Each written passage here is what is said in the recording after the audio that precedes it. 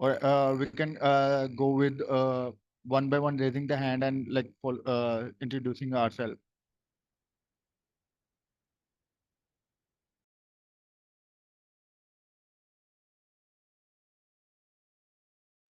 I'm happy to go first.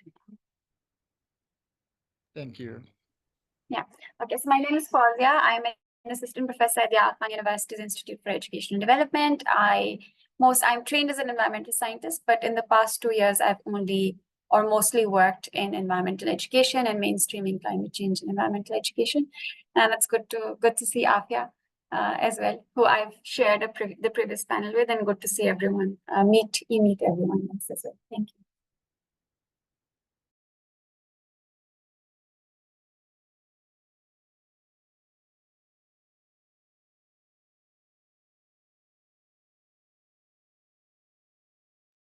Shall I go next? I think.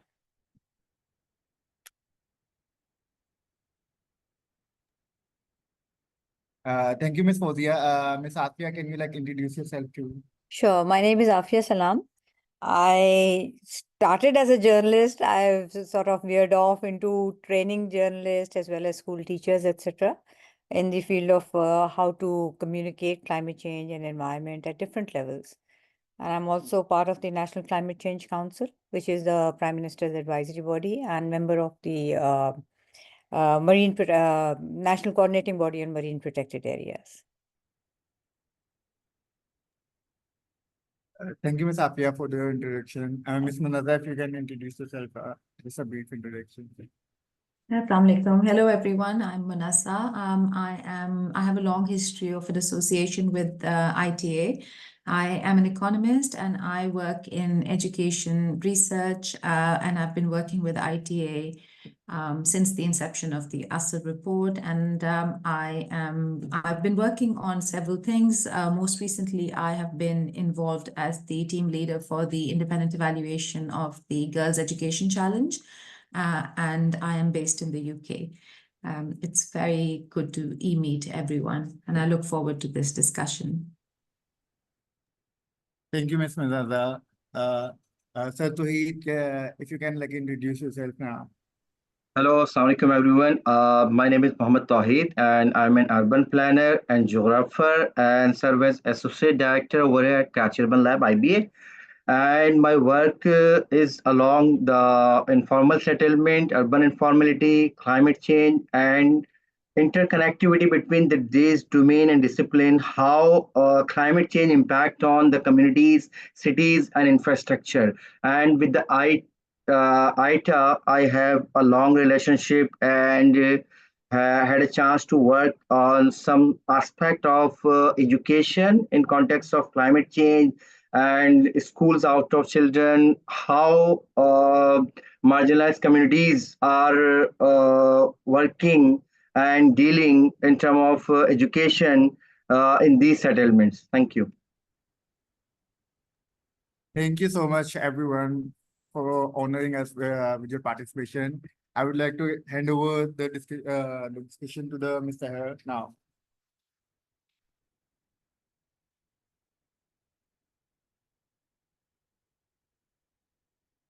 Assalamu alaikum, everyone.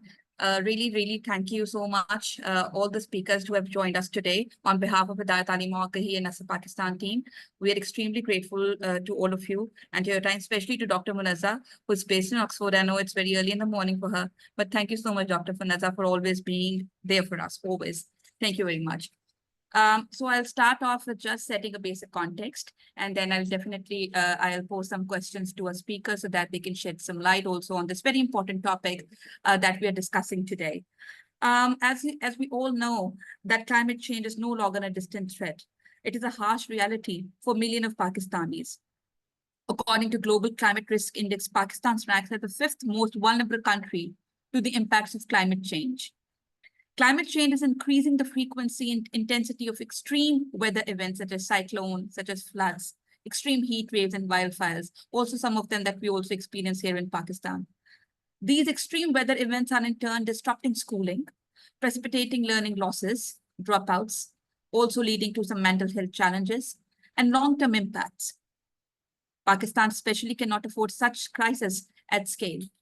Even at the most drastic climate mitigation strategies were implemented, extreme weather events will still continue to have detrimental impacts on education outcomes.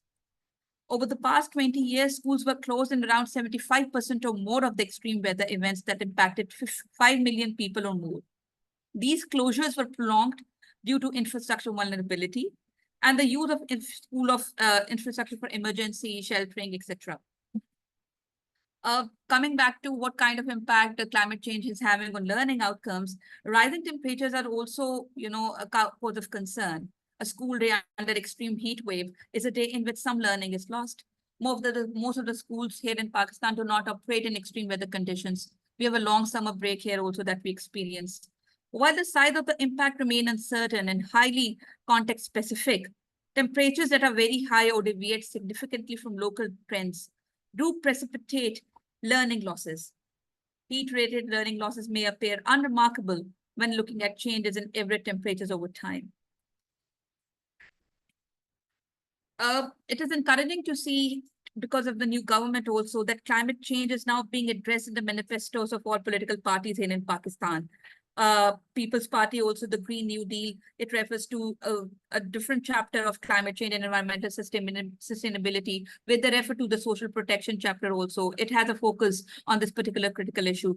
Similarly, also in PMLN manifesto, we also see that they've mentioned climate change into their education chapter and also have a dedicated section on building a climate resilient education system. Similarly, PTI climate change, a silent killer chapter, also outlines strategies for mitigating climate change effects. However, still, the key question where, of course, and we also ask speakers also to some comment on it, that can these promises be translated into concrete action? What do we see actually? What is the kind of losses that we are experiencing at the moment? What kind of strategies are being implemented by the government? What is the future? What do we see? Because definitely climate change, because of the global warming also, with every passing year, we do experience floods, we do experience heat wave, we do experience some kind of uncertainty which is there. And the schools and the environment and the government is not capable of handling them. So just like COVID-19, it hit us and we were not able to fight back. And then we, of course, had some kind of alternative learning resources, but still we were not able to translate them fully into the learning outcomes of kids. So I'll start off with Dr. Munazza, and we'll be really grateful if Dr. Munazza, based on your experience, you can share some light on that how actually climate change is threatening the entire ecosystem. And what kind of educational settings, what kind of educational setbacks are we facing because of the climate change effects here, not only in Pakistan, but also globally worldwide. Thank you very much. Over to Dr. Munazza. Thank you, Sahar. Thank you for this. I think I won't go into launch into a long conversation around, some of the things that you've already mentioned, Sahar. But I think the things that we really need to, amongst us in the small group of people, we recognize is that Pakistan is actually a very vulnerable country to the impacts of climate change, and we're experiencing these profound effects on a daily basis. I think it has, as Sahar was just saying, manifested most obviously in the altered weather patterns and the devastating floods that hit the country in 2022. And subsequently, we've noticed every year something or the other seems to happen. Just to put some context to Sahar's question on how this is likely to affect the educational settings around the world, but let's focus a little bit on Pakistan. According to some World Bank projections, Pakistan's GDP is expected to decrease by a minimum, and I'm saying minimum, of between 18 to 20% by 2050. And this estimate is that it's going to happen due to severe climate-related occurrences, due to environmental deterioration, and through air contamination. That's a huge decline in the GDP of a country that is already struggling with a huge population surge and a large number of people who remain below the poverty line. Now, climate change and displacement that is caused resultantly by rising global temperatures will exacerbate inequalities and barriers that already exist. In particular, these are going to be felt more deeply by those who belong to more socio-economically disadvantaged backgrounds. They'll be felt more by women, by girls, by rural communities, and specifically by persons with disabilities. The climate crisis is also going to intersect with other crises that the world continues to face. I mean, one of the biggest examples is the interruptions in education and learning and the resulting widening inequalities that we are still in the process of estimating that were caused by COVID-19. On top of that, we have ongoing wars and displacement, refugee crises, all kinds of issues that will never stop in the world. And so all of these intersecting crises will cause disruptions to the education system and learning of children. And these are ultimately going to have a long-lasting impact on economic and life and social outcomes of the populations that are facing this. In terms of what the world is facing, we know that there's actually evidence to show that disasters are now increasing in both severity and occurring almost 5 times as often as they did 40 years ago. And they are now disrupting the education of up to 40 million children a year. That's a huge number of children whose education is being disrupted due to climate change. It's also worth noting that climate change is going to present as an even more pressing issue for people when it presents with economic challenges. So if it disrupts income earning capabilities, and ultimately that means that it will have a vicious circle effect on the education access, education continuity, and education outcomes of the population. We also know that there's evidence that weather calamities will cause huge disruptions to the teaching and learning process. These will cause disparities in learning continuity, and they will be particularly impacting populations or groups of people with varying levels of family support, and as I said, with gender dynamics and the rural-urban divide. So in answer to your question, Sahar, what the impact of educational settings around the world is of climate change, I think we are all in agreement that the impact is potentially quite severe, and we need to be having discussions like this and come up with concrete solutions on how to move forward. Thank you so much, Dr. Manaza, for explaining in detail. Dr. Fadia, just building up on this, and I would really, because Dr. Manaza has just mentioned the kind of crises that we can definitely face, and definitely we are at an agreement that climate change has kind of multifaceted impact on not only on the economic side, but also in the education and the gender. Everything is interlinked. So coming to you, I just would like to, I would be grateful if we can share some light on that, what kind of impact the climate and weather events can have consequently on children's well-being and psychological well-being. What kind of impact do you think that it is having? What kind of strategy can we have just to mitigate that also coming, because you have a teaching experience as well in this particular area? And what do you see that what is our future, and how the crisis is currently, shaping on that side? Thank you very much for your question. As you mentioned and Manaza mentioned, this is all very complex, interconnected, and sort of interlinked. So oftentimes when we ask ourselves question, we think of like very simple 3-4 liner answers on what do we think the impact is going to be, but actually we know that it's way more complicated than listing 2 to 3 things. So the textbook outcome of the health impacts on children is the same as it is, for example, on adults, maybe slightly more on young children because they're more vulnerable and don't have the ability to adapt to it. But the climate change impacts them directly and indirectly. And as we saw, for example, in the case of the first is, as Manaza mentioned, the learning losses. So when a few days ago, we had school closure because there was a heat wave, and now we have school closure because there are floods or rains. And such is the nature of, what do we expect for these kids to learn? And if they're not learning, and if they don't have access to education, particularly for the marginalized, what does their future and future security, economically, socially look like, is also like a question that we need to ask.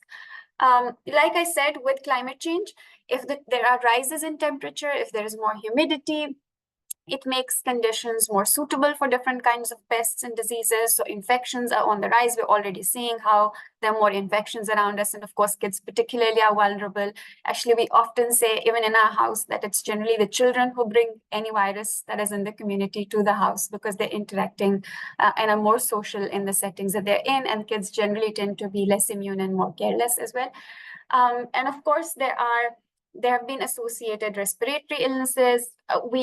Even when we were growing up, I always remember that one or two children who would faint during the assembly or would have a heat stroke. And I think that I would imagine that with the kind of heat that we are experiencing today, that number is probably higher, and it's not just one student fainting in the assembly, but many more, and how that would impact them as well. But of course, alongside these direct impacts, there's indirect impacts as well, which means that if because of climate change there is food insecurity, and then that leads to malnourishment. Again, like what kind of future would these children have, particularly if there's hunger, and if they do not have access to food.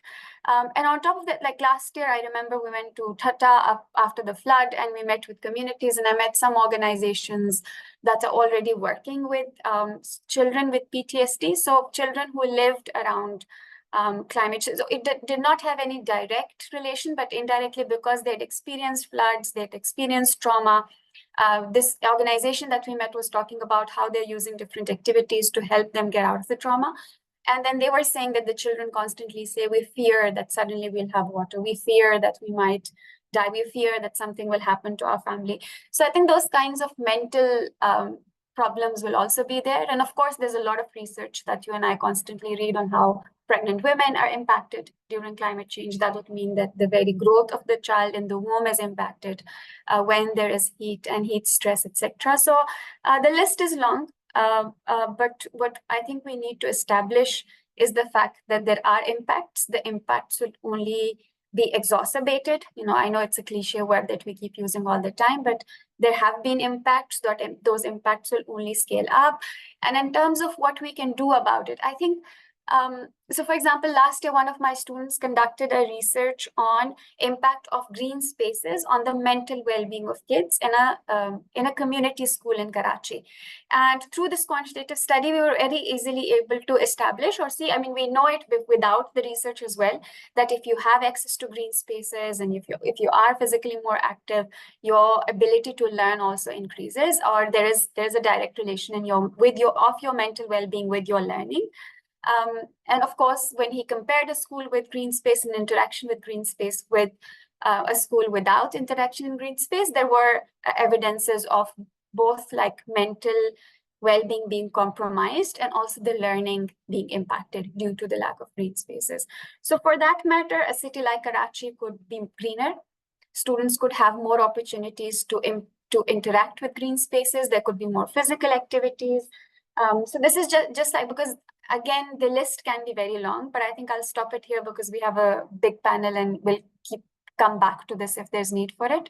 But so for every problem, for example, for this particular problem of lack of access to green spaces and mental well-being and learning losses, the solution is creating more green spaces, giving the children more opportunity to interact with green spaces, and also like bringing biodiversity back to the cities and everything else that is interconnected with it.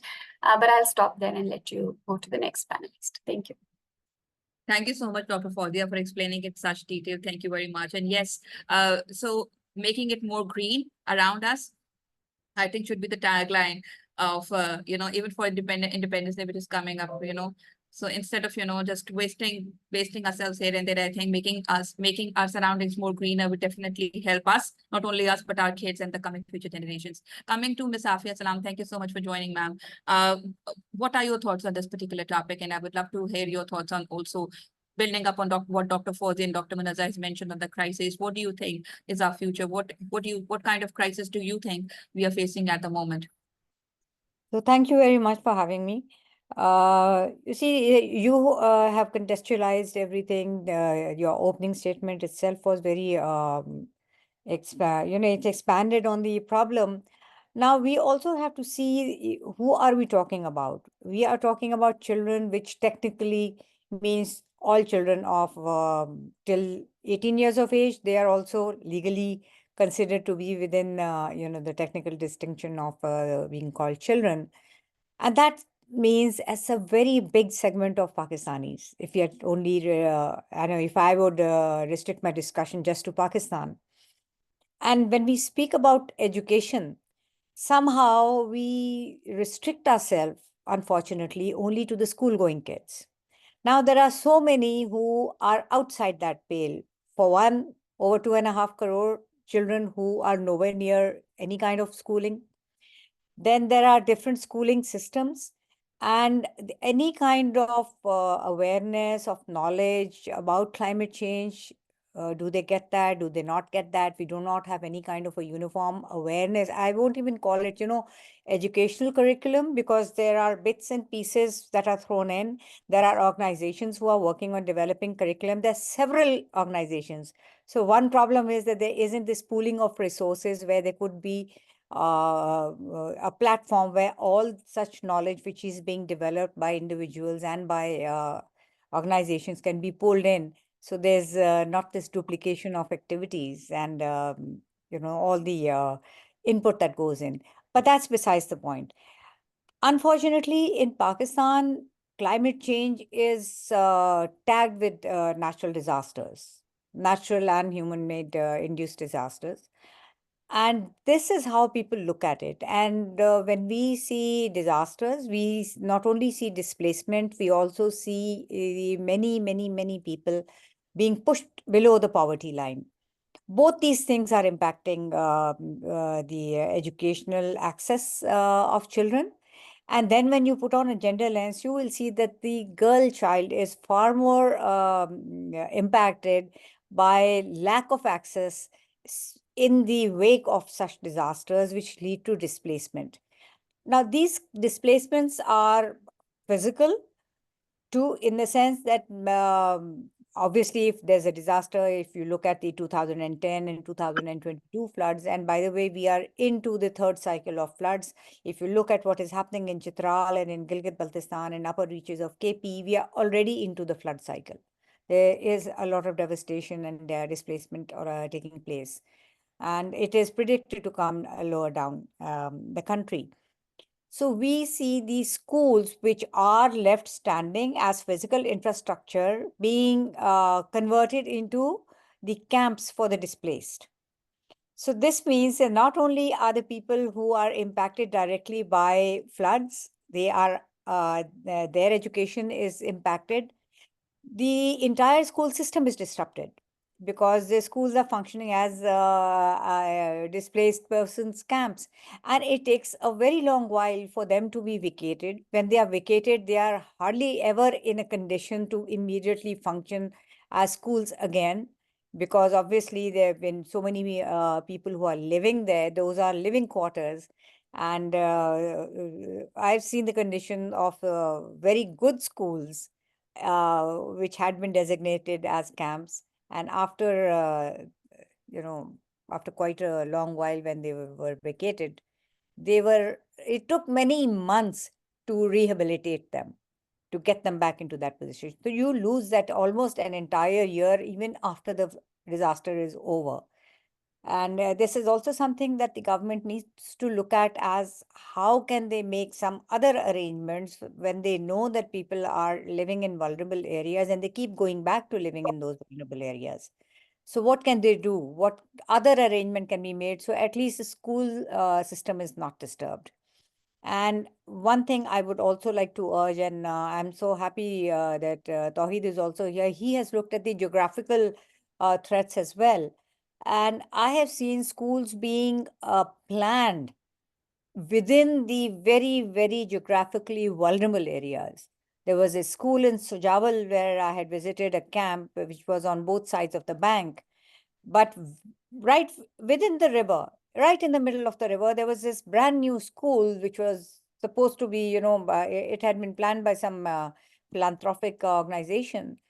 And the people on both sides of the banks were saying that we were so looking forward for the school to open and our children to have access to very good education and all the facilities.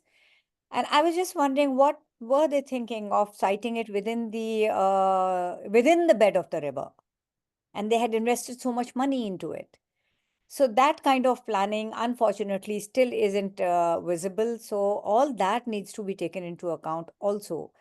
As for what Dr. Fawzia mentioned, I know because I went to Chitral, to a valley where the Glof had hit, and the devastation was, it was terrifying what they must have gone through. And the lingering psychological trauma also affects the learning outcomes. there were children, not just children, but even adults who feared the sound of raging water. It had a very, and then those who were aware, the youngsters, they are educated and quite aware, they were suffering from what they themselves had termed as eco-anxiety. That what will happen, what is our future going to be? This is our geography. This is what we are going to be impacted by year after year. So all these things impact your learning outcomes. And this is something I think we need to focus on and see. Now, I don't have a sweeping one size fits all kind of a solution. And understand our geography. I am focusing on geography also. I know Tawheed is a geographer. My academic background is also geography. That's the subject I had studied for my master's. And people do not have much of an understanding of how geography plays out, because in some places there's no way you can escape the impacts of that kind of a geography. And on that, if you overlay these sociological aspects, people don't want to move from the vulnerable areas, even which the mapped vulnerable areas.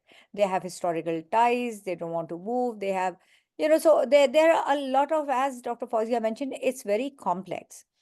Before stopping, I just want to point out to one thing that yes, we tend to title our discussions under climate change, but environmental degradation also needs to get as much attention. Climate change is not the only thing that is impacting our health. Climate change is not the only thing that we need to look at, because that is seen as very global, and the discussion somehow overwhelms when we are looking for solutions. But there are so many fixes that we can and we must do as far as environmental degradation is concerned.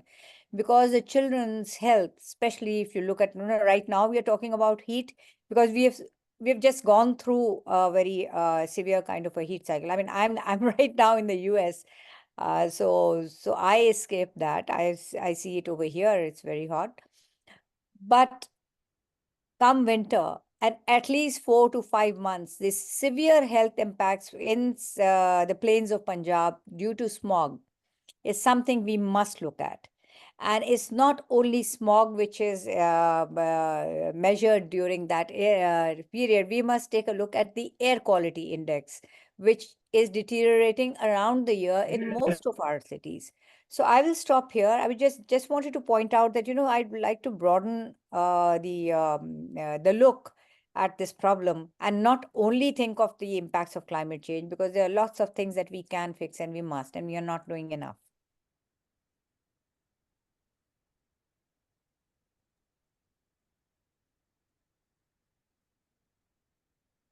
Thank you so much, Safia. Thank you very much for actually, mentioning a very, very important point here. And there were like 2-3 important things that I would like to reiterate again. That, one is about what kind of impact it is having on marginalized communities in particular. And I would love to Tawheed also to share some light on this, that what kind of impact particularly climate change is having on marginalized communities, the girls and people who are actually living below the bar. And also, yes, in terms of geography also, and you highlighted it so well that yes, many people are even not aware of it firstly. And secondly, they do not want to move. Even, we at ITA also conducted this annual Citizen Education Report Survey, the largest survey which is conducted across Pakistan. And last year, we had a representative sample of both in urban and rural areas. And surprisingly, more than almost 70% of our respondents were not even aware of the kind of impact the climate change is having on the lives of people. So, we asked people actually this year because we thought that it's such an important question that we need to add that in our household questionnaire. And we asked people whether it is having any kind of impact on their incomes, on their psychological well-being, etc. Many of them were not even aware of this entire concept of climate change. So coming to Tawheed now, Tawheed, it's going to be we'll really appreciate if you can also share some light on building on Ms. Afia's point that, what kind of impact it's having on geography. And yes, in terms of geography, what can we do? Yes, the governments are even not aware of what kind of strategies they are supposed to adopt in terms of geography. They are building up schools in those areas which are flood affected or already have a threat. And yes, people do not want to move. The marginalized communities are also the most affected. So against your background, it's going to be great if you can also, please speak about it. Thank you. Thank you so much. As the rest of the panelists focused on that, the climate change definitely disproportionately impact marginalized and low-income communities, as we have seen over here, and exacerbating the existing inequalities and creating new barriers to education. And in cities like Karachi, a home of 30 million people, and estimation told us that in 30 million, 70% of the population forced to live in informal settlements, and in them 50% are, we consider that more marginalized communities, and the effects are particularly pronounced where children in low income settlements face unique challenges that directly hinder their ability to learn and thrive in school. One of the critical issue is the indoor environmental quality in schools as well as homes. With rising temperature, poorly ventilated and overcrowded classroom becomes unbearable, especially during the heat waves. And many of the low-income group schools or the government school in Karachi Lake educate infrastructure. There is no concept of air conditioning, or in many of the cases of the government school, they don't have sufficient number of fans in the classroom. And during the power outage, which are common in these areas, the situation is worse, as restaurants are forced to endure extreme heat without any of the relief. So this directly impact their concentration, cognitive function, and overall ability to engage in learning activities. And specifically when exams coincide with these conditions, the challenges become even more significant. As a student struggle to perform in an environment that is far from conducive to learning, so you can imagine that there is a strong connectivity between the climate change and the learning abilities. And another significant challenge is the same time and energy spent by children in fetching water for their household. Even in Karachi, I have seen and observed in many of the informal settlement. As per my understanding, as Afia already mentioned, that the geographical pockets of the city, so there are more than 1,500 informal settlements. Although the Sindh Kachia Authority mentioned that there are only 500 something, 515 something like that informal settlement, but as we are here at Karachi Urban Lab working since last 6-7 years, and we evident that there are more than 1,500 informal settlement. Those also including the goats, those are under the Goat Abad scheme. So the water, fetching water is a big challenge in many of the low-income settlement. Access to clean water is a daily kind of struggle. But the important point which I want to raise over here, children are often responsible for collecting water in these areas to nearby the public tap and some other places where the water is available, and which can take several hours each day. And this is not only a thing which eats into their study time, but also to concentrate, a kind of, you can say that the physical toll of carrying heavy water canes combined with the state of water scarcity create a kind of burden on their daily routine, as well as their compromise their educational ability as well. And similarly, with the water, the more ever the frequent power outage in the city, and nowadays, even it's not a kind of June and July, which consider a more kind of heat month in for the city, but in case of Leari, one of the area of Karachi, where people are facing 14 to 16 hours load shedding. So I think no one can imagine that how these kind of power outage disturb the daily life in these communities, and living student without access to light, access to fan, or other basic amenities that facilitate learning at home. The lack of electricity during study hour, particularly in the evening, make it difficult for the student to complete their assignment, homework, or specifically preparation for exam is very, very difficult. And I evident that last or the month before, there was exam happening over here of the grade 9 and matriculation, and I have seen that in many of the settlements, their power outage is usual over there, and students are much worried about their exam preparation because most of them have no such kind of alternative for that. So the heat during these outage can be stifling and reducing comfort and making it nearly impossible focus on learning. So if we have to look in terms of combining all these factors, which include the poor indoor environmental condition, the burden of water collection, and the lack of reliable electricity, a combination of these challenges create another kind of challenge for the educational environment for the children in marginalized communities. And these conditions not only compromise their learning abilities, but also widen the gap between them and their peers in more affluent areas.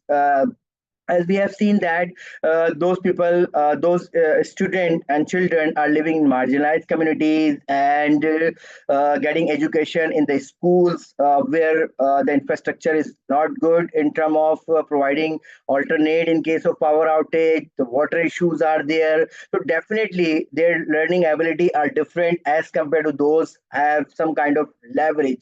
So we must focus and we have to make some significant intervention. Otherwise, these educational disparities driven by climate change, if these are continue, definitely it could be deepened and a cycle of and increase the cycle of poverty and limiting opportunities for the next generation. I think I had covered all of the things those are associated with marginalized community over here. Thank you. Thank you so much, Tawheed. Thank you so much. Yes, it was indeed very explanatory. Coming to Dr. Manazza also now. Dr. Manazza, we would like you to share also if there are any examples in particular where we have seen communities or schools struggling with climate change or coming up with a solution, or kind of, what kind of lessons we can learn, even the government also can learn from such examples that we can also apply in the same setting here in Pakistan. So Sahar, I think I had some thoughts. You pre-sent the questions to all of us. I think the panelists on this, other panelists might be better positioned to answer that. But I did want to talk a little bit about some of the examples from literature that I think are applicable, and I'm sure everyone knows about them, but I thought because we're talking about this in this forum, it's worth bringing those out. And I just wanted to point out, not community level ones, but just to kind of highlight some very critical pieces of research at the global level that have really laid bare the importance of researching and delving deeper into these issues. And I really liked how Afia mentioned the importance of stepping away from it and not just focusing on climate change, but actually talking about it more holistically as environmental degradation and the impact of multiple factors. So just because I trained as an economist, all my kind of like interest lies in bringing in research that explains the longer term impacts as well. And I think one of the best pieces of research that I have looked at recently is by Young Lives. It's this FCDO funded program that I'm sure everyone is aware of across 5 contexts. India, Peru, and a couple of others, but anyway, in Vietnam, etc. And that research has shown how childhood exposure to climate shocks, such as droughts and floods, can actually have an unequal impact on children's long-term development, and especially on the development of girls and young women who bear the burden of these challenges. And I just wanted to bring this point in because this is very high-quality research that has been conducted in different contexts where they've looked longitudinally across the actual impact, not just small case studies, but the actual impact of a shock a climate shock to long-term development. And it shows very openly that, girls and young women will bear the burden of these challenges far more, simply because, as Tawheed Saab was just saying, it's the burden of who carries the burden of these challenges, who in certain contexts will be taken out of school if there's an income shock, who is going to be less likely to travel to a more distant school if the nearest school has been, for example, destroyed because of a flood, or who is most likely to be looking after younger children at home if, for example, a parent loses the normal source of income. All of these factors are very, very important for us to consider holistically. And I also wanted to bring in one other piece of research that I think isn't directly linked, but it gives a very important point, and that's the research by Andrabi and all for the RISE program. And it explores the impact of a different kind of disaster. It explores the impact of the earthquake in Pakistan in 2005 on student learning outcomes. And it, amongst the things that it shows, for example, those children who were, for example, living closer to the fault line, how their longer term health outcomes and learning outcomes were affected.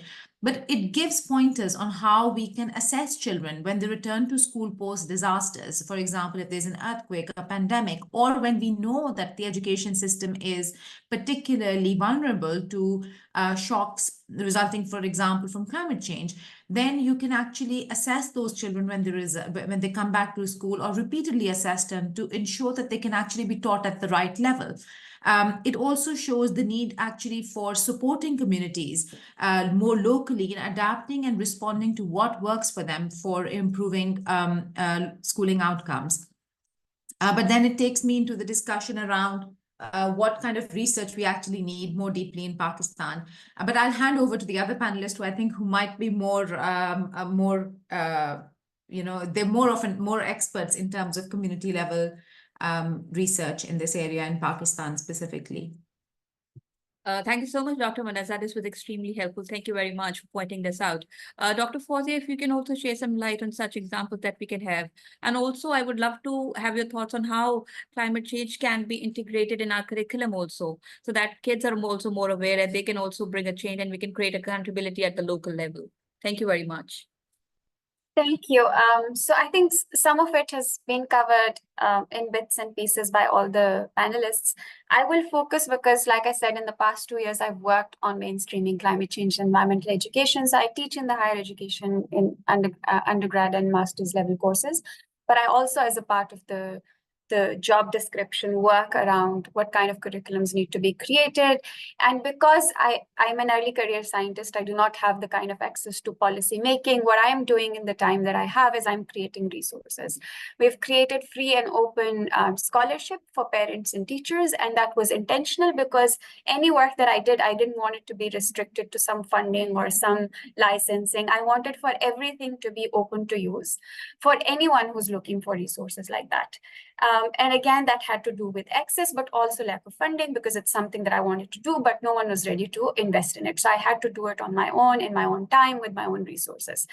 I think before I talk about what can be done, what is important, and this realization I only had last year when I was speaking about creating a curriculum for early childhood with one particular organization, is that people are, when they speak about education, relating to climate change, environmental sustainability altogether, they are interested in creating literacy around it. They are interested in education about climate change. No one is interested in education for climate change or education for environmental sustainability. So, for example, it is okay for me to publish books on the different kinds of pollutions, but basic baseline solutions for the local context, no one's interested in. If I say, okay, these are the things that you should do at your school level, no one is willing to pay a penny to make sure that those, so they're happy for as long as it's a textbook to mind knowledge and not necessarily an action-oriented knowledge. So I think now what I'm trying to do in the kind of work that we do is I say, if it does not have action, then I'm not interested in the intervention. The intervention has to be action-driven rather than, paper-driven or discussion-driven or talk-driven. As long as you see some kind of output, even if it's one symbolic event of cleaning your school backyard. And that is, as I say, symbolic, but at least there was some kind of action that was associated with it, instead of saying we should keep our cities clean. We should, you know, and to be honest, like after engaging in these kinds of discussions for such a long time, like I'm now tired of what government should do and what teachers should do and what parents should do. Just do it. Do what in whatever role you are in, as a researcher, as an academic, as a parent, whatever you can do, just do it. And you know, maybe then we can have the space to criticize everyone else around us. But right now, what's happening is we are constantly looking at someone to blame and forgetting the roles that we have. We constantly have another debate of blaming it on the developed world or somebody, which is true. But also the impacts are in the now and in right here in front of us. So as long as, you know, we can continue the debate on who's responsible and what should they do, but the impacts are happening literally on a day-to-day basis, and the marginalized are constantly being impacted. So for me, like now I'm interested in, so for example, with that early childhood related organization, I eventually said, okay, and it was a play-based organization. So I said, okay, I'm happy to create a curriculum for you, but can I write things like swimming should be a part of the lesson? Like every child who goes through this curriculum that I create for you learns how to swim. And they said, no, that is not the mandate. So it's like, then I'm not interested in creating a curriculum for you, because I cannot prepare them for the floods of, God forbid, 25, 26, saying, I'm sorry, you just need to know what climate change is, but we don't have the resources to train you on swimming or swimming with torrents and, you know, preparing for it better. So that's the limitation of education. What I have done, like I said, I mentioned initially, is that we have created resources for parents and teachers, which is open. And now everything that we do has some student output. So for example, it started as something that I've always wanted to do. So we created an activity booklet, an education booklet for teachers, and it was received so well that I then created with my students collaboratively an environment and climate change dictionary of 130 words, which we're hoping that will update every year. So that also has like translations in Urdu and English. And that then led to, because I'm right now in the education department teaching only teachers. So any lesson planning that they do on how to teach certain concepts relating to climate change, we convert it into an output that is free and ready to use for teachers. So, and right now, for example, we're working on a climate change pedagogy booklet for the fellowship that I have, where I'm training 50 teachers in Khyber Pakhtunkhwa over a period of 1 year. So that booklet's coming. We're writing a storybook, and also the other student researches that are happening. For example, one student from Chitral is documenting traditional games in the early childhood, which were all outdoor based. And then the newer early childhood education system that we have brought in is more indoor promoting, and the outside play is sort of free play. And so we're trying to bring the older games back, documenting it and seeing if that has an impact. And again, like the discussion would be very long, but what I'm trying to say is that one person, one action, some beneficiaries, it's not enough, but we can continue to do that, and we can continue to join hands and make sure that everything we do, like we piggyback on each other's intervention, and we don't have like 10 other Fauzias creating the same basic climate change activity booklets. And we work together and keep building on it until there's some kind of political will to act on it. And then, whenever they start, we say, please don't start from zero. We have these 50 booklets for you to start today. Thank you. Thank you so much, Dr. Fawzia. It's lovely to hear about your interventions also. And definitely, yes, that's what's all about, that all the community organizations need to come together so that we can just build on our efforts and not start from scratch and zero. And that is lovely to hear about what you're doing. Before I come to Ms. Afia and also to Tawheed Sab for their comments, Dr. Munazza has to leave, and it would be great if Dr. Munazza can share her closing comments beforehand. Thank you very much, Dr. Munazza. And I'll come to Ms. Afia and Mohammed Tawheed also. Thank you, sir. I'm really sorry. I have to drop my daughter off somewhere, so it has to be. I have to leave. But I just wanted to say, I think a lot of things that everyone has said have resonated. I think a few things that really I think we need to take forward are what Fawzia, Afia, and everyone have been saying. I feel like a lot of work is being done as with everything in Pakistan, and there doesn't seem to be like a common repository, and that's such a shame because working with FCDO and other donors here in the UK, I always find that that's one of the last things that is funded and covered. And this is like an opportunity for all of us as a community to come together, because we're all working in the same, with different lens. Like somebody is a sociologist, somebody is a geographer, somebody is a journalist, somebody is an economist, but we're all working towards the same end goal. So that's really nice. I just wanted to say that I think one of the first things, a very good example of the effort that has gone in the last few years from ITA's side, I wanted to highlight, I don't know how many of you, I'm sure you have looked at ITA's data that was collected as part of the 2023 cycle on questions that were specifically included to assess people's perceptions and awareness of the impact of climate change, and also whether their incomes had been affected or their children's schooling disrupted. And that, I think, is the kind of thing that is a first step in a country like Pakistan, because ASER actually provides an extensive opportunity and a platform. Obviously, it has its own limitations, but it provides us all a great opportunity. So if you haven't had a chance to look at it, I do urge everyone to look at it. I don't want to spend too much time talking about what I think research can be. I think everyone here is aware, and maybe that can be a conversation for another day from my side at least. But I wanted to thank everyone for giving me an opportunity to really hear about what Pakistan research is what is being done. But I don't think this is the first conversation. It's the first of many, I feel. So thank you, everyone, for giving me this opportunity, and I look forward to engaging with many of you in the future. Thank you. Thank you very much, Dr. Manaza, for your comments. They were indeed really helpful, and definitely we would like you to just be a part of ITA also, and also for our future collaboration. Thank you so much. Now moving the discussion forward and coming to Ms. Afia also. Ms. Afia, it would be lovely if you can also share that, how can we prepare our future generations to handle both the immediate and long-term impact of climate change?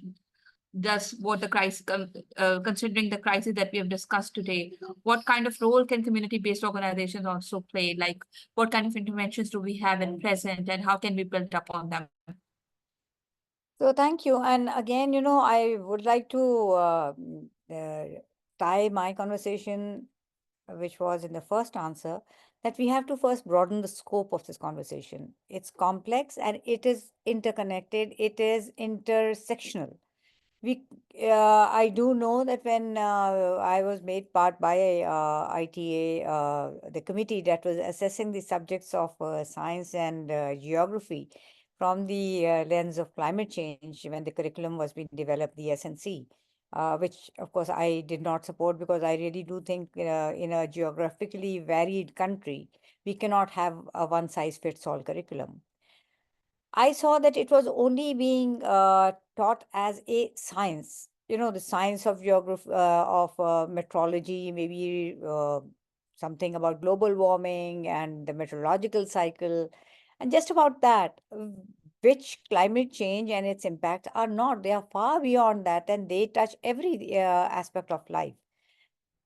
That being said, again, I will refer to the fact that when we are talking curriculum, we are only looking at the formal schools. What about the children who are not in that segment, who are not anywhere near any kind of schooling? They also are the ones, and they are not near any kind of schooling generally because of poverty. Lack of access. In Balochistan, they may not be very poor, but the schools may be not accessible, for young children. They are so far spread that it's impossible to there's no way to let a small child go to a school which is many miles away. So we have several problems. So how do we reach them? Community-based organizations, the strength of community-based organization is that they work within a community. They focus on that specific community's issues, which can be tracked back to a certain impact of climate change, and then those can be addressed. And this is why I have started not focusing only on climate change curriculum, which I know exists in some form in so many I mean, like Dr. Fawzia has mentioned the kit that they've developed. There are other organizations that have developed booklets. They've developed very good content. And maybe people will be surprised to know that the Ministry of Climate Change has been working on it for a very long time. And they have a curriculum ready all the way up till intermediate. It has not been rolled out. And that's because of the musical chairs that goes on in the government departments, where a person who's been handed over the responsibilities transferred, and the new person, it takes them a while to, get up to speed. And by that time, somebody else is a decision maker. But that kind of curriculum is also ready. But again, my issue with the curriculum is that it only focuses on the formal schooling system. And there are children who are beyond that who also need access. Now, what has been done by community organizations is that they have broadened the scope, and they are going more into climate change or environmental awareness. And I would say that that is more important. And because they are using multiple tools, they are not just using the written word because of the literacy level that we have. The language barrier, somehow everybody focuses on books on either in English or in Urdu.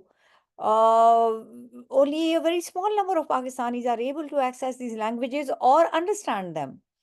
So local language content is missing. We need more of that, which local community organizations do produce, at least in Sindh they do. There's a lot of content in Sindhi.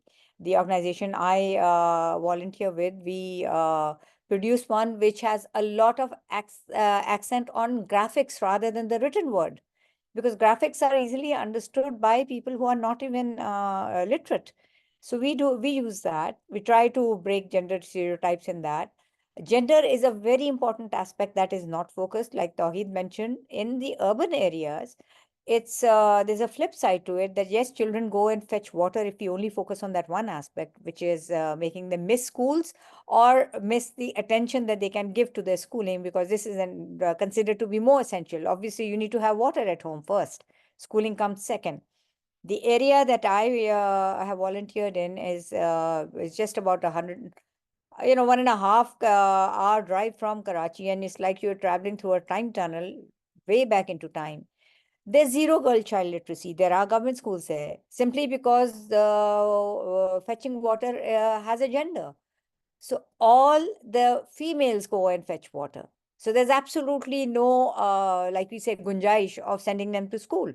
Then who will fetch water? So that, these are the realities that we are struggling with. One very important aspect, and I think we need to put together our learnings of the COVID days, is the need to develop informal learning centers and informal learning methods, because there is a rise in climate-induced migration. And that is one more reason for the inaccessibility of children to any kind of formal education. We had a trailer of it. We always had in Sindh migrant workers during the harvest time. And you will find that the lack of access to schooling, if you look at it specifically from that angle, is of migrant workers. Because for 6 months, they move towards the irrigated areas to be able to earn money by harvesting the crops, and then they go back to the areas. This is rampant in Tharparkar. And that movement of these migrant workers just doesn't let their children go to any kind of a formal school. No school will take back a child who's away for 6 months, because they have to be with their families. So these are very peculiar difficulties. This is why I'm so against the one size fits all kind of a model for our climate change awareness, education, environmental problems that we need to see, because climate change is also leading to displacement, which is going to grow. If you look at our delta, it was populated by over 600,000 families, and now there are just about 150,000 families over there. They have moved out, and they have moved out not to prosperity, but to greater poverty because of the degradation in the delta. And several areas in our country, when you sort of try to eat that elephant bit by bit. That's become like a catchphrase for me to explain Pakistan, the magnitude of Pakistan's problems, and the need to look at them, at a micro level rather than, just a broad brush being presented as a solution. So this is what I feel, that we need to look at people who already are without access to any kind of formal education, because they are also bearing the brunt of climate change and environmental degradation. So what do we have for them? One organization that I volunteer with in Tharparkar, they have theater plays. It's just, these street theaters, they come and make them aware about, because that project for which they came was specifically for the biodiversity conservation. So they explained it to them in their language, in their way. It was a small theatrical group drawn from that very community. So it was their language, their people talking about the biodiversity around them. So it was very easily relatable. We need those kind of small solutions also to reach the maximum number of people. Thank you. Thank you so much. Thank you so much, Ms. Afia. That is indeed really, really helpful. Without any further ado, Tawheed, if we can also, discuss something about the community-based organization initiatives that we can take up and, that can help us out, and also the future generations, and also any lessons for the policymakers also that can be taken up to mitigate the challenge that we have at the moment. Yes, as Afia mentioned some of the examples as well. So if we have to look the role of NGOs, the schools and educators, they can focus on enhancing the different kind of infrastructure that the different panelists also highlighted, that there's a gap into investing the infrastructure. By that we can mitigate the climate change challenges, and as well as the NGOs, the educators, school management can push or educate for policy change. Likewise, the NGOs can invest in climate resilience building with better insulation, natural ventilation, or solar powered fans at least. I'm not saying the air conditioning, but at least fan to provide a comfortable learning environment for the student, specifically during the heat wave. As we heard that in the last month, during the peak heat wave time period, one of the NGO, Selani Welfare, they announced that they are providing the solar panels for the communities. Okay, that's good, but what about the schools? Why they are not considering schools? They can easily invest in the government school, and they can install a big or the sufficient kind of solar system for them. By that that could be facilitated for the student in case of the power outage, in case of the heat wave. So definitely this kind of step ensuring reliable access to power, as well as one another big challenge for these schools is the kind of reliable access to clean drinking water and adequate sanitation. So definitely, the NGOs, those are working on the clean drinking water and adequate sanitation. They can offer to the schools for to provide this kind of facilitation, as well as there are some kind of informal pattern, or we can say that the emerging trend in the city. We can see for the rainwater harvesting. But at the NGO scales, there is no such kind of activity over here. So this also could be done, as well as I mentioned, that we can educate and push the policy maker for the policy change to prioritize the climate resilience in education. And definitely we can push the government or the education department for funding for a specific kind of infrastructure improvement. But for that, at least we have some sort of data set, what kind of facilities already have in schools, and specifically in the government schools, and what's the timeline for the power outage. Let's suppose in Lakhtabad area, one of the government school is there near to Gharibabad, and from 9 to 12 there is no electricity, and the student are learning without a single kind of fan over there. So to highlight that kind of cases, and the government or the education department can fund for them, or also we can make it in a way that building network and partnership with NGOs or the international organizations, those ready to provide additional resources and support for implementing these strategies.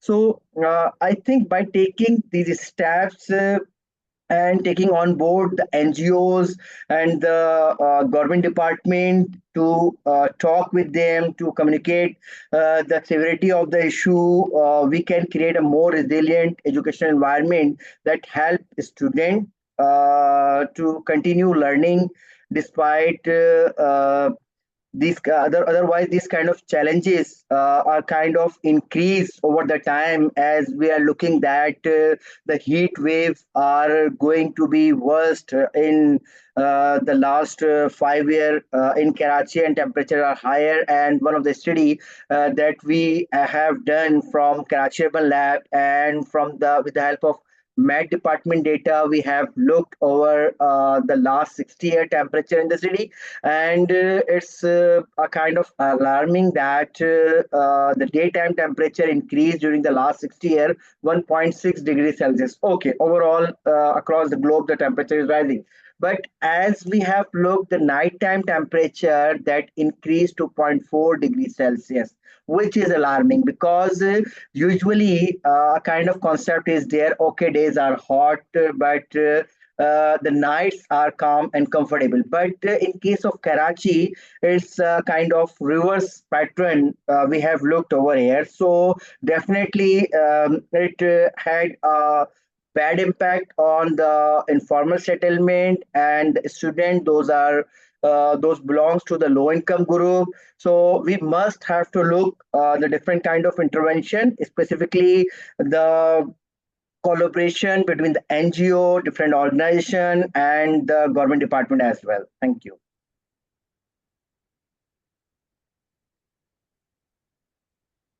Thank you so much. Thank you so much, Tawheed. Before I close the discussion, because we are approaching to the closing time, it was indeed a very rich discussion and so many lessons learned. And thank you so much for all the panelists also to be here. But before I take the closing comment, we also had actually a fifth speaker, but she was not able to join due to some problems. So Dr. Priyadarshini Joshi actually is a senior research officer at the Global Education Monitoring Report, and she has shared her video message. So before we close the session, it would be great if we can also have her video message played. I'll ask my team members to play it for everyone so that we can have a point of view as well on this very important topic. Anisha, can you please go ahead and share it?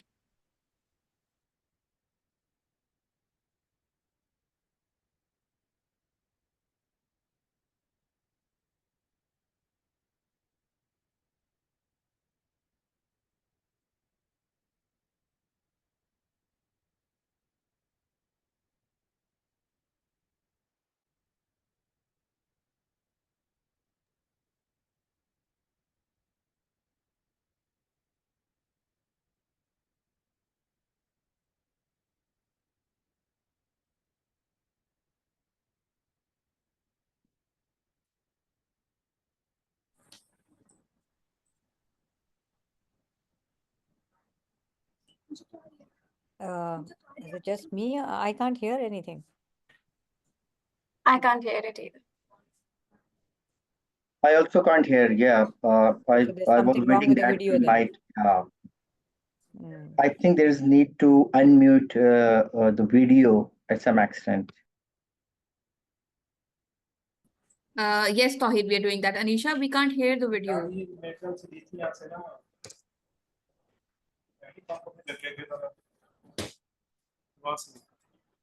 Can you please try again? एक minute hold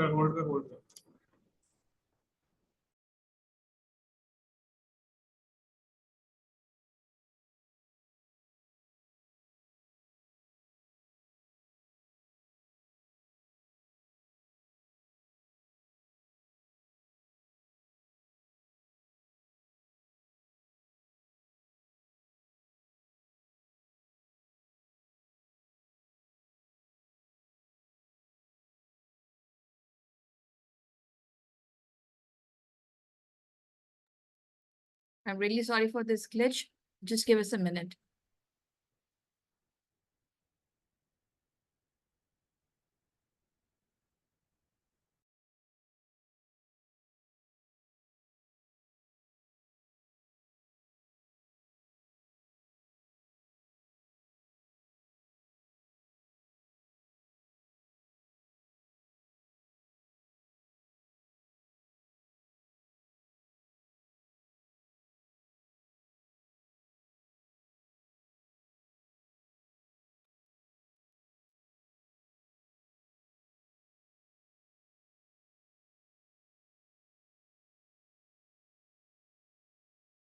Released Education and Climate Change Report by the JEM report that I led. And I hope its perspectives, findings, and recommendations provide some strong food for thought in this climate mitigation and adaptation discussion for Pakistan. My name is Priya Joshi. I'm a senior researcher at the Global Education Monitoring Report based in UNESCO. Our perspective at the JEM report is based on Sustainable Development Goals framing. The Sustainable Development Goals were designed to be interlinked, and I contend that it's been an unfulfilled promise. They were designed to integrate the environment and poverty agendas. They aspire to be interconnected across all issues, and they aspire to be universal and not just about poor countries. What I find, having attended a lot of the high-level political forum conversations over the last 8 to 10 years, is that the interlinkage discussion is a true gap in the monitoring of the Sustainable Development Goals. What we have also found, I think not just in education, but in all sectors, is that the multilateral environment is far less favorable compared to 2014, 2015, 2016. And we often find a regress to older issues such as foundational literacy and numeracy, and foundational needs such as hunger. What is clear is that climate and digital transition has moved up the agenda, and youth leadership has gained visibility and prominence.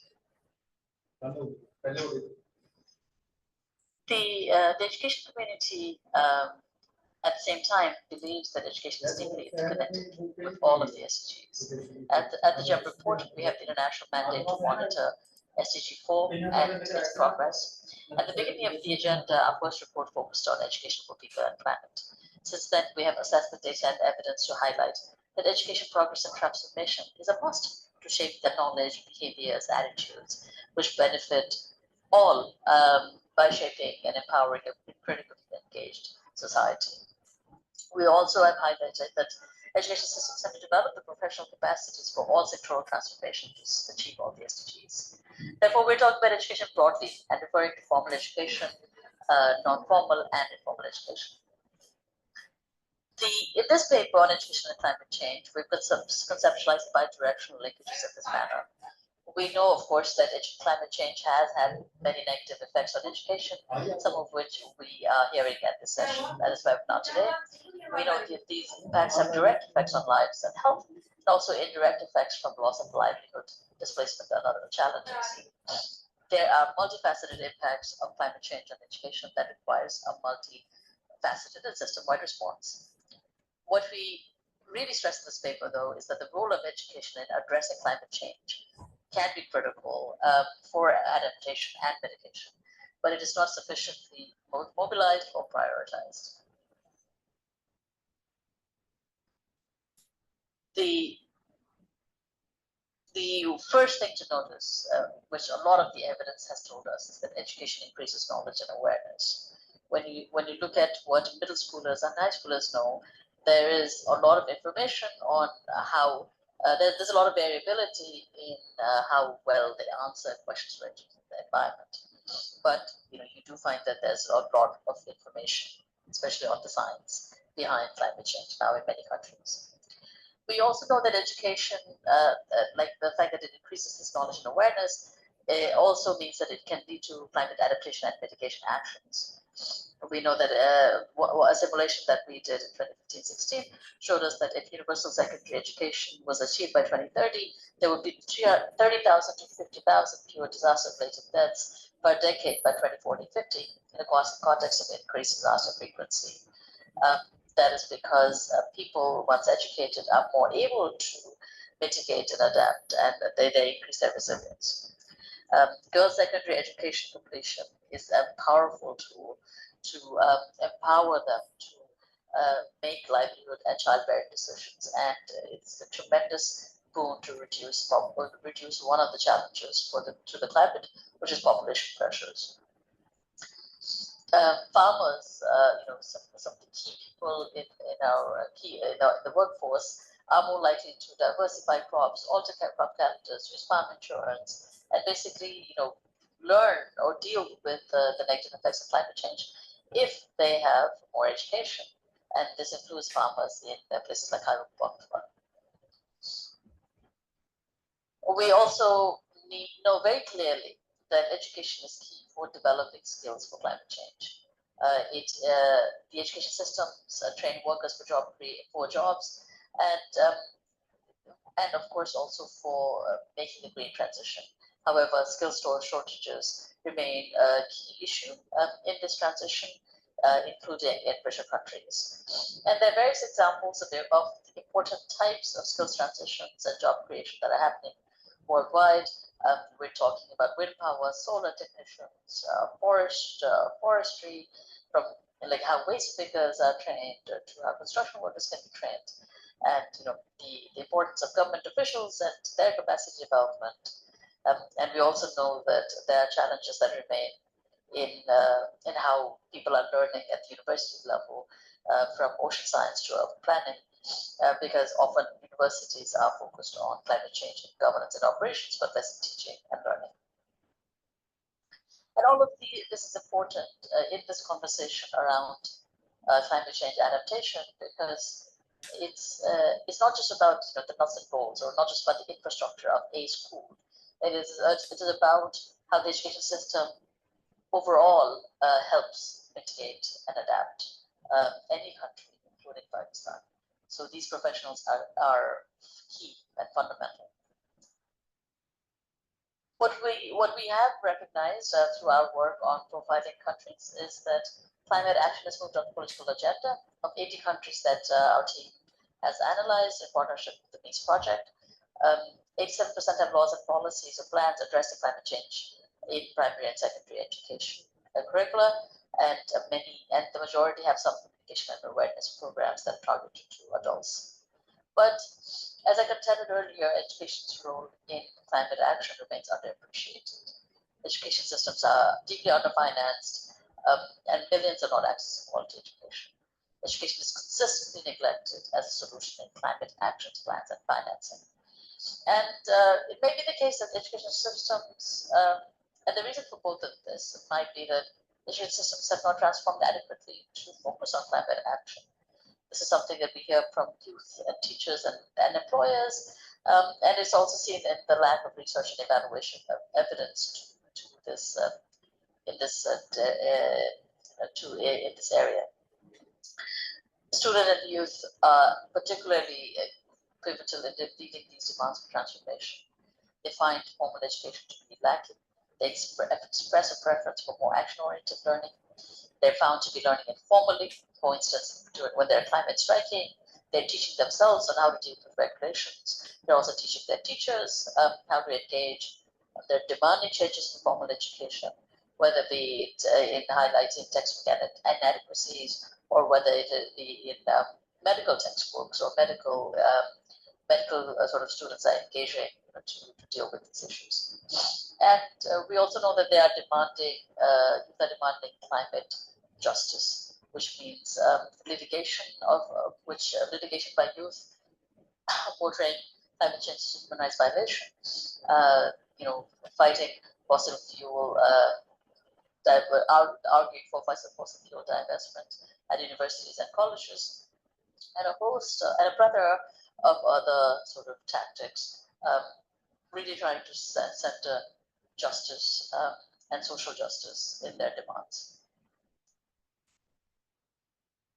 In this paper, with all of these argumentations and evidence, we conclude by saying that to help achieve education potential for climate change, One of the key needs is to shift the paradigm so that education can rise up to the demands posed by the climate change challenge.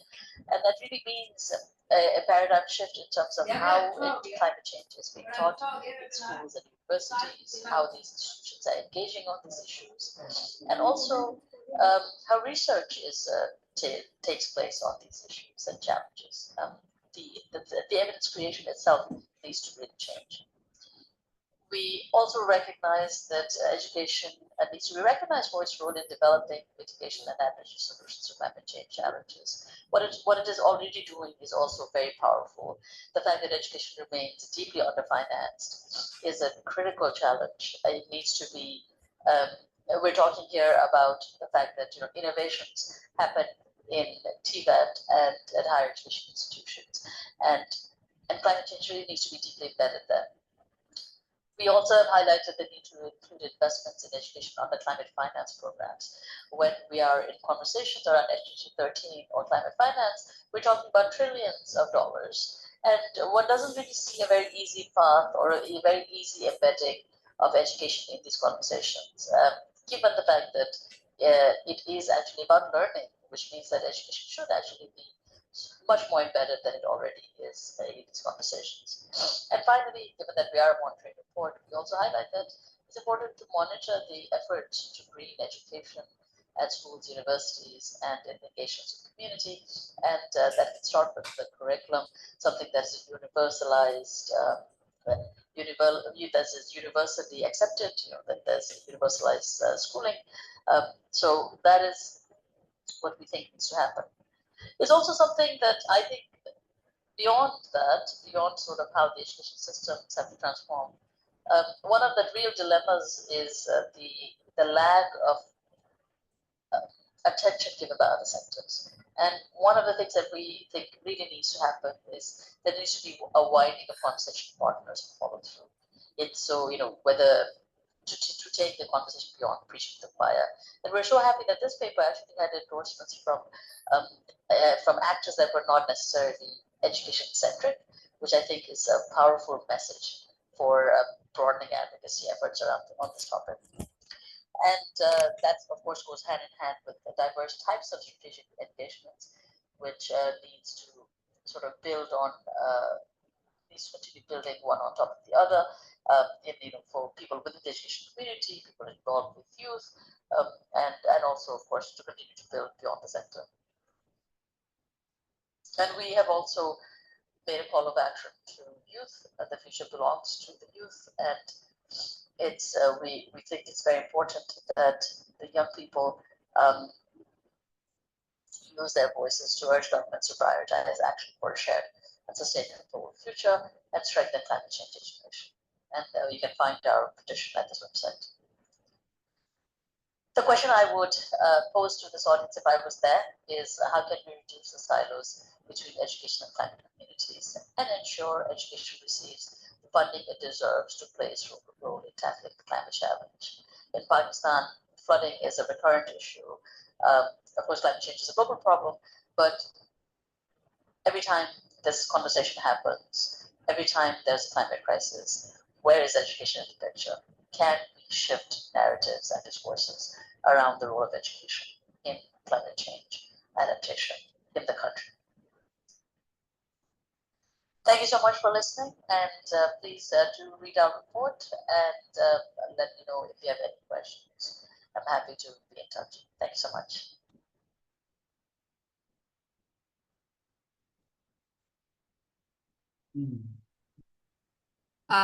So this was Priya Joshi. We are extremely thankful to her also so that she was able to send a video message.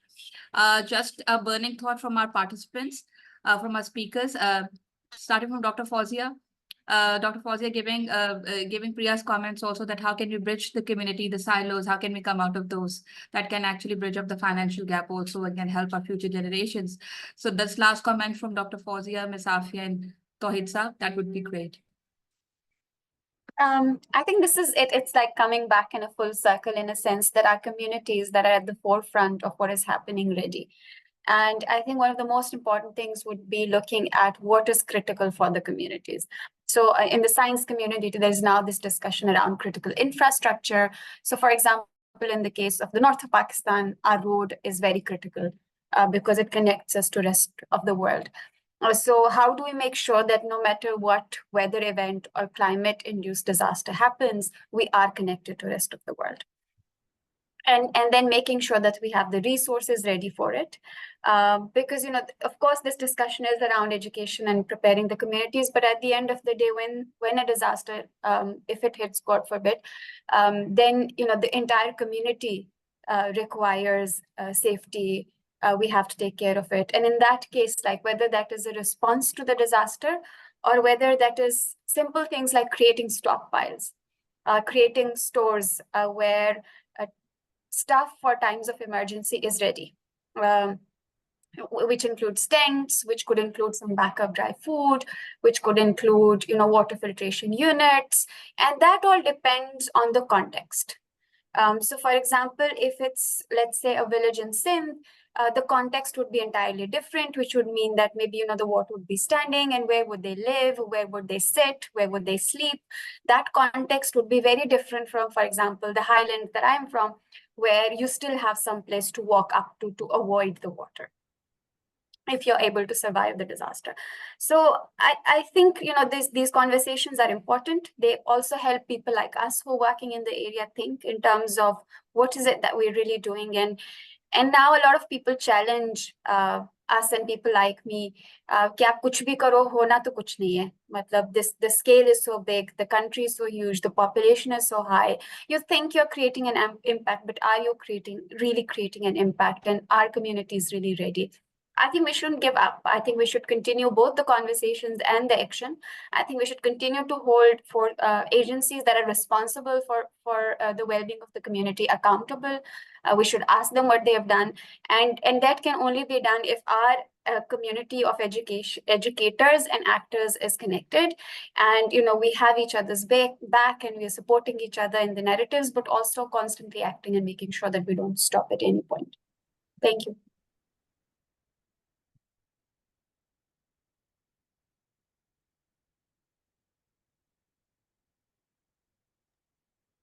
Ms. Afia, thank you so much, Dr. Fazia, for your comments. And yes, absolutely, we should not cease to operate, actually. And we should continue to do our work because someday, definitely, these efforts will realize and turn into some concrete action for sure. So, Ms. Afia, coming back to you for your comments. I totally agree with Dr. Fazia because of our different, again, I'm coming back to the geography of it, because that is what is making the implementation of a single solution completely impossible. And in a big country, that would be impossible in any part of the world, in any big country like ours. So what should continue are these small efforts, but what should also continue is the pooling in and collation of these efforts, so you can replicate the successful ones. And there's only one thing, like Dr. Fazia also mentioned, the lack of the physical, like you learn science, but you also go to the lab and do the practical work. And in the absence of that practical work, especially where we are looking for solutions, not just for adaptation and mitigation, but just mere survival from disasters, which are frequent and more ferocious as the time goes, the drills are important. So I know what you're talking about in the north, the stockpiling and the kind of drills that have happened in the under the project of GLOF in Gilgit-Baltistan as well as in Chitral. And that has worked, that has saved communities, that has obviously not stopped the GLOF from happening, because that is a phenomenon and that is the outcome of climate change. But there have been far less life losses. The infrastructure loss you can't avoid, but the life losses are, are something very, very difficult to deal with. So those kind of drills are not happening elsewhere. So when you tailor a solution to a certain community, that community needs to play it out. And that they're like the Japanese, I love the term that they use, Kaizen. Kaizen means continuous search for improvement. You come up, the academics can come up with a solution, but there have to be on-ground people who need to implement it, test it out, do a SWOT analysis and keep on getting the community engaged to see what works and what doesn't work. So the same thing isn't being done elsewhere. we don't seem to share the solutions that work. Everybody's working within their own community. There has to be a common platform where the apples to apple comparisons are there for everybody to look at, and it's like placing everything in the commons and allowing other people to take benefit from it. And these may seem very sort of nebulous and intangible kind of things, but this is the only thing that I've seen that works. I've seen the benefit of the drills, community drills, which are just not the done thing elsewhere, the way I have seen it in Gilgit. So that's important because, like Dr. Fawzia mentioned, if half your population does not know swimming, and if hydro disasters are what we are dealing with day in and day out, every year we seem to be hit by them, then what kind of preparedness is any kind of education bringing them? And it's not because they can't swim, it's because it's culturally inappropriate for women to swim. So, we need to look at it from beyond the science boundaries of what climate change is and how to deal with these impacts, and understand the intersectionality of the issue and bring that into the solutions, bring that into all subjects. Thank you so much, Ms. Afia. Yes, absolutely. We need to have more discussions on this particular issue so that there's more awareness, because definitely our communities, what they lack is they do not lack maybe the enthusiasm also. Maybe the political will, of course, it is not there that much also. And maybe it will be translated in the future in coming years now that this issue is also being so highlighted. But yes, we need to have more and more audible discussions with each other so that we are aware of the solutions that are going on at the moment. And all these organizations need to come together on one platform. So I think the togetherness and unity maybe is the thing that we need also. But yes, Tawheed, also your last comments. Tawheed is on mute. Okay, I second whatever Dr. Fawzia and Afia said. Yes, for the different contexts or the different geographies have different sort of problem, and we cannot put a single solution for all of them. Likewise, as Afia mentioned that I remember that the Karachi, a home of 30 million people, and one of the first responder asked me that, what do you think that how many people know swimming in Karachi? So a different community workshop, and I'm teaching as well in my class. I asked many of the people, even me, I asked them, do you know swimming? They said no. I said, okay, डूबने के लिए आप तैयार हैं. Likewise, we are living in a city which is a kind of coastal city, and we have a kind of severe threat for kind of tsunami and other kind of disaster. But what's our preparation for them in a way, as well as we have discussed that different kind of mitigation practices, policy framework and others. In June, I got a chance to visit the US for IVLP and by the State Department. And they took us one of the city of New Orleans, and which is very famous. They faced Katrina once upon a time, and they learned a lot from them. And one of the department was their Homeland Security Emergency Preparedness. And during the discussion, I raised a question that how could you people identify the problem with the community? So they said, we are not identifying any problem. I really surprised at what you people have to do. I asked community what problem you people have and what is your priority in terms of resolving the problem, because every community have a lot different kind of problems.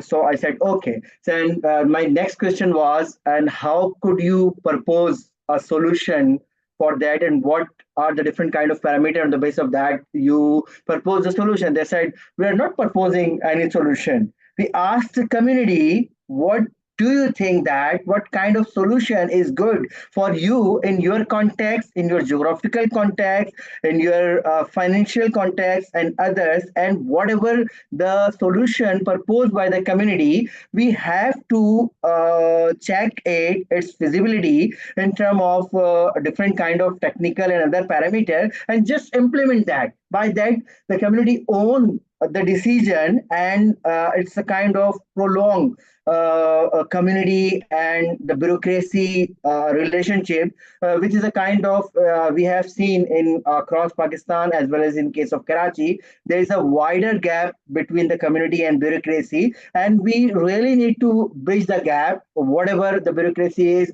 whatever the political government is, definitely they are here, and those people are responsible to solve the problem. Why not we try to bridge this gap and try to communicate with the institutions?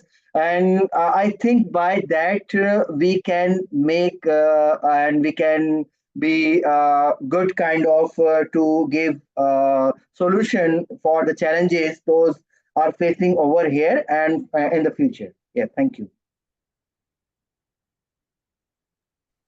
Thank you so much, Tawheed. Now with that, the discussion comes to an end, and I'm really, really grateful to all the speakers who were a part of the discussion, and also the audience who was there with us. We couldn't take many questions, of course, because there was a shortage of time, but maybe next time, because as Ms. Safi also mentioned, that these discussions should not come to an end, and we should continue so that we can also share our work, and there's this platform where we can also influence the government. So thank you very much. I'm indeed extremely grateful. And thank you to all the participants also. And thank you so much, speakers, for your valuable time. We are indeed extremely grateful from ITA side. Thank you very much. And would love to hear more from you again. Thank you very much. Thank you for having us. Thank you.